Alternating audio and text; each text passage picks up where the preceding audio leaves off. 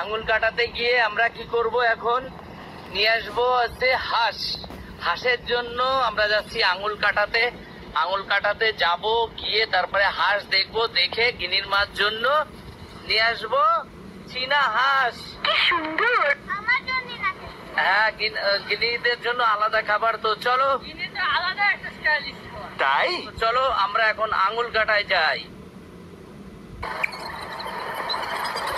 আমি চলে এসেছি গাইঘাটা আঙুল কাটা। এইখানে এসে আমি হাঁস খুঁজতে এসেছিলাম, আর আমি এই যে চীনা হাঁস পেয়ে গেছি।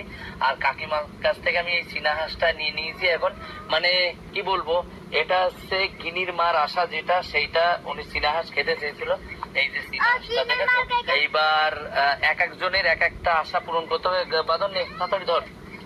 সবার এক একটা করে আশা ছিল। গিনি সেই বাচ্চা পেয়ে পেয়ে খুব আদর করছে। আর হালকা হালকা বর্ষা হচ্ছে, আমরা বর্ষার ভিতরে, পুরো বর্ষা পড়ছে বর্ষার ভিতরে। তো গিনির মার আশা পূরণ হয়ে গেল। এই যে আমরা হাঁস নিয়ে নিয়েছি, এটা হচ্ছে চীনা হাঁস। আর আমরা যাব বাড়িতে, এবারে এক এক করে গিনির আশা পূরণ করতে হবে, তারপরে গিনির ভাইয়ের। তো চলো, আর বর্ষার ভিতরে গাড়িটাও এখানে রাখা। চলো বাড়ির দিকে যাওয়া যাক। ভেবেছিলাম যে মানে সারা জায়গায় আমাকে ঘুরতে হবে, কিন্তু আমি সকাল থেকে স্নান করিনি। আর বাড়ি যাবো, বাড়ি গিয়ে স্নান করবো। বর্ষার ভিতরে পড়েছি, বর্ষায় ভিজতে ভিজতে যাবো, ভীষণ মজা করবো। আর এইদিকে শুধু হাঁস, আমি তোমাদের দেখাই। এই পাড়াতে আসলে হাঁসের কোনো অভাব নেই, মানে চারিদিকে শুধু হাঁস আর হাঁস। এই দেখো, এই হাঁস দেখলে আমার ভীষণ ভয় লাগে, রাজহাঁস। দেখেছো? হ্যাঁ, তবে একদিন প্রতিশোধ নেব তোমাদের সাথে। ওরে বাবা, ঠিক আছে? হ্যাঁ, আরো দেখো এই যে বাঁধনের একটু চুমা টুমা দিচ্ছে। গজব বেজতি। বাঁধানোর পরে রাগ দেখাচ্ছে। তা চলো বেরিয়ে পড়া যাক। আর এ পাশে কোরিয়ার থেকে একটা ফোন এসেছিল, বেশ মনে হয় তো কেউ গিফট পাঠিয়েছে, সেই আনন্দটাও লাগছে। তো বেশিক্ষণ দাঁড়ানো ঠিক হবে না, তাড়াতাড়ি বেরোতে হবে। আমরা আঙুল কাটাতে এসছি, মানে এত ভালো জায়গা কি বলবো, গ্রামের ভিতরে তো। এখন গাড়ি আর চালাতে পারছি না, গাড়ি স্লিপ কাটছে, তার জন্য ঠেলে ঠেলে নিতে হচ্ছে। করার কিছু নেই, আর করার কিছু নেই। তো এখন আমাদের এইভাবেই যেতে হবে। একটুখানি রাস্তাতে গিয়ে স্লিপ কাটছে, ঠিক আছে? আর এইখানে হাঁস নিতে আসবো আমরা, যখন যদি হাঁস নিতে ইচ্ছে করে কারোর, তাহলে সে আসতে পারে। এই জায়গাটা অনেক ভালো, কিন্তু কেউ গাড়ি নিয়ে এসো না কাদার ভিতরে, তাহলে আমাদের মতো যখন ঠেলে নিয়ে যেতে হবে। সঠিক বলেছেন। এইবার আমি গাড়ি চালাবো। তো চলো, বাঁধন তো হাঁস নিয়ে যাচ্ছে আর ঠেলছে। চল, এই যার থেকে উঠে পড়। কষ্ট হয়েছে? ভালো আছো? কেমন আছো? ভালো আছো? কোথায় আসছো? গজব বেজতি। ও অনেক টেনশনে এসে, ও আর আমার সাথে কথা বলবে না। কোথায় পড়তে যাচ্ছে? নে পাটা বেঁধে দে ঠিক করে। হ্যাঁ বা তো ওই যে কাকিমা আছে, বেঁধে দেবে। কাকিমা আছে।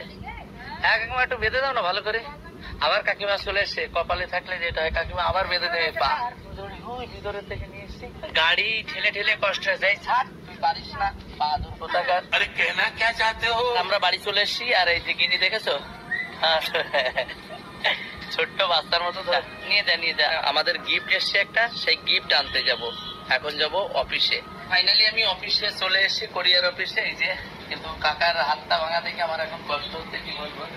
মানে একটা ভালো বন্ডিং বেনে গেছে আমার সাথে। আমি আসলে কোনো জিনিস আসলে এসে নিয়ে যাই। তো হঠাৎই কল করেছিল কাকা, আমি ছিলাম আঙুল কাটায়, তোমরা জানো তো। আঙুল কাটার থেকে একদম সিধা বাড়িতে হাঁসটা রেখেই তারপর সিধা চলে এসেছি, স্নানও করিনি আমি। আর এই যে আমার গিফট, আর গিফটটা পাঠিয়েছে সুজাতা দি। থ্যাংক ইউ সুজাতা দিকে। আর রাত্রেবেলা আমি লাইভে এসে সবকিছু বলে দেবো, ঠিক আছে? থাকো, আসছি তাহলে। ভালো থেকো।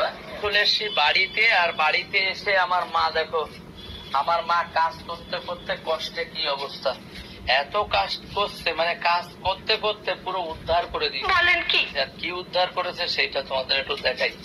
চলো, আমার মা কি করে রেখেছে। যে একটা বেড থাকে আমাদের, যে বেডটা আছে, মানে আমাদের যে গদ্দার ম্যাট্রেসটা, সেইটার অবস্থা দেখো কি করেছে। সিঁড়ি, কাপড় চোপড় যত যা আছে সবকিছু ছিঁড়ে একদম বের করে ফেলে দিয়েছে। করার পেছনে এখন এইটারে আমার আবার ফিরে রেডি করতে হবে।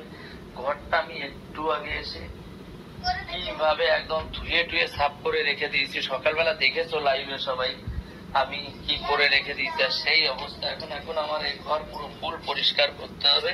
তাই আমার মাকে যদি কারোর বাড়ি বেশি না 2 ঘন্টা ছেড়ে দেওয়া হয়, তা সেই বাড়ির লোক তো পালায় চলে যাবে বাংলাদেশ।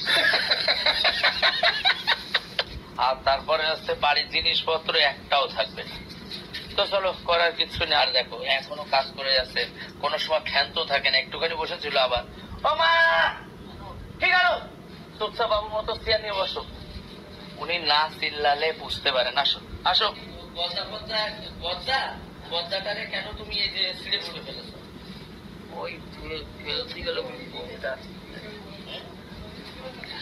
কে করেছে? বলছে বউটা করেছে নাকি? কোন বউটা করেছে? ওই গদ্দা ছিঁড়েছে কোন বউ?